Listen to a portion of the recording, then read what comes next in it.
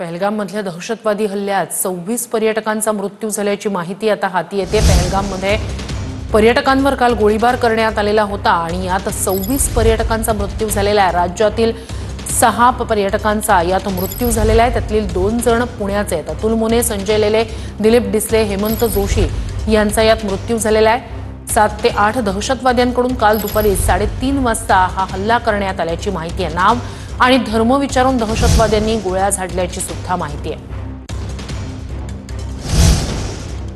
पहलगाममधील दहशतवादी हल्ल्यात महाराष्ट्रातील 6 जणांचा मृत्यू झालाय। डोंबिवलीतील 3, पनवेलमधील 1 जण आणि पुण्यातील 2 या दहशतवादी हल्ल्यात मृत्यू झालाय। डोंबिवलीतील अतुल मोने, संजय लेले आणि हेमंत जोशी या मावस भावांचा मृत्यू या दहशतवादी हल्ल्यात झालाय। तर पनवेलमधील दिलीप देसले आणि पुण्यातील संतोष जगदाळे, कौस्तुभ गणमोटे यांचा या दहशतवादी हल्ल्यात मृत्यू झालाय।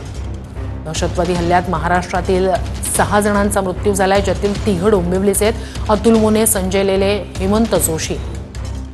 तर 1 जण नवी मुंबईचे आहेत, दिलीप देसले, संतोष जगदाळे आणि कौस्तुभ गणमोटे हे 2 पुण्याचे पर्यटक ज्यांचा या दहशतवादी हल्ल्यात